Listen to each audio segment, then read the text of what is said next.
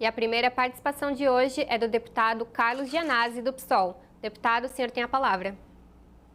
Boa tarde, deputadas, deputados, telespectador da TV Assembleia. Eu quero manifestar a minha total solidariedade e apoio a dois servidores do sistema prisional que estão sendo perseguidos. Eu me refiro aqui ao servidor Rogério Grossi e também ao servidor Alexandre Silva. São servidores do CDP de Caraguatatuba, que estão sendo vítimas de uma perseguição política, de um assédio moral por conta do trabalho que ambos têm desenvolvido em defesa dos servidores do sistema prisional, né? Fazendo, inclusive, denúncias gravíssimas que nós conhecemos, inclusive o próprio Tribunal de Contas do Estado de São Paulo já se manifestou em relação a essas denúncias, que é a falta de servidores no sistema prisional. Faltam servidores,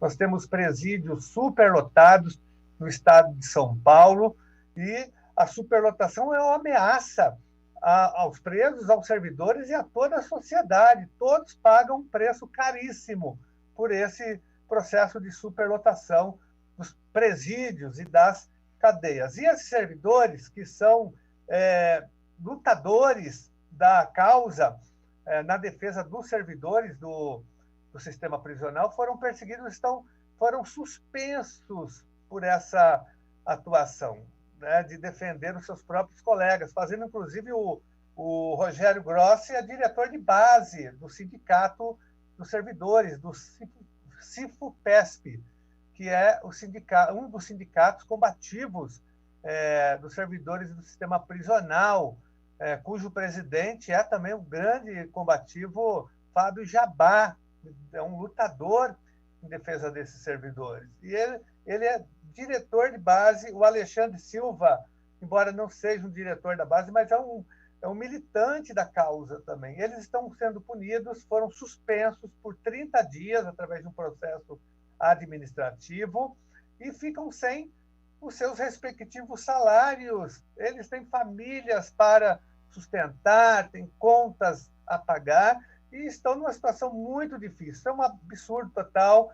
Então, eu me coloco aqui frontalmente contra essa decisão e nós vamos tomar providências. Vamos conversar com o secretário de Administração Penitenciária, vamos acionar a Comissão de Segurança Pública da Assembleia Legislativa, a Comissão de Direitos Humanos, tomaremos todas as providências para que essa punição seja revogada imediatamente contra os nossos dois servidores, o Rogério Grossi e o Alexandre Silva, porque a Secretaria não pode utilizar o processo administrativo como um instrumento, como forma de punição e de perseguição política de pessoas que lutam pelos trabalhadores do sistema prisional, que estão abandonados, com salários arrochados, defasados, trabalhando em condições extremamente precarizadas, né, vítimas da superlotação, ameaçados pelo crime organizado muitas vezes, né, incompreendidos pela sociedade, muitas vezes são eles o bode expiatório da crise do sistema prisional, são atacados pelo governo, muitas vezes pela imprensa, pela sociedade, mas são eles que seguram as pontas ali no sistema prisional. Então, nós somos totalmente contra essa perseguição e anuncio aqui que medidas serão tomadas contra esse assédio e contra esse processo injusto administrativo, que suspendeu por 30 dias os dois, o Rogério Grossi e o Alexandre Silva. Aproveito também a oportunidade para manifestar o nosso repúdio à manutenção ainda do Weintraub, o sinistro da educação, permanece no cargo depois de tudo que ele fez. Primeiro que é um destruidor da educação nacional. Ele parece que foi contratado pelo Bolsonaro para destruir a educação brasileira. Esse é o primeiro ponto e o mais grave.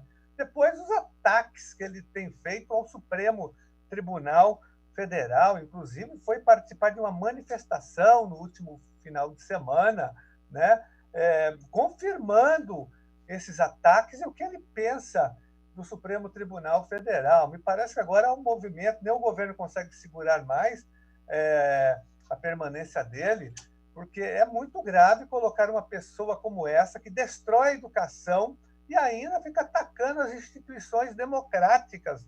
Né? Por mais que nós tenhamos críticas ao Supremo, nós também temos sérias críticas ao Supremo Tribunal Federal, mas esse tipo de comportamento e de ataque ao Supremo não corresponde à luta democrática do Brasil. Então, ele permanece no cargo ainda. Me parece que há uma tentativa de tirá-lo do próprio governo, de setores do governo, mas os filhos do Bolsonaro insistem na sua manutenção no cargo. E isso é muito ruim para o Brasil, mas, sobretudo, para a educação, porque o ministro da Educação deveria estar preocupado em aprovar uma nova lei do Fundeb, né? Em colocar os 2 milhões de crianças e adolescentes que estão fora da escola. Eu não vi nenhuma proposta desse secretário para colocar 2 milhões de crianças e adolescentes que ainda estão fora da sala de aula no Brasil, para resolver a questão do financiamento da educação, para cumprir as 20 metas do Plano Nacional de Educação, que trata da universalização do acesso à educação infantil, ao ensino fundamental, ao ensino médio, ao ensino superior. Nada, não tem nenhuma proposta para a educação. Toda proposta apresentada por ele é para desmontar a educação brasileira. Então, é inconcebível. Né? Agora, nós temos notícias de que talvez ele seja substituído, se for, pelo Carlos Nadalim, que também é da mesma corrente ideológica, olavista, também de carteiria. Não dá para colocar militantes do Olavo de Carvalho no Ministério da Educação. Isso é um absurdo total. Nós precisamos dar um rumo para a educação brasileira. A educação brasileira está à deriva. Nós não temos mais política educacional no Brasil. Então, fica aqui a nossa preocupação. E para nós é fora Weintraub, fora Bolsonaro e fora Mourão, porque cada dia que o Bolsonaro permanece na presidência significa que centenas de vidas serão perdidas no Brasil. Pessoas morrem por conta da permanência do Bolsonaro na presidência, até porque ele não está organizando nenhuma política de combate ao coronavírus. Ele é omisso e ainda sabota o pouco que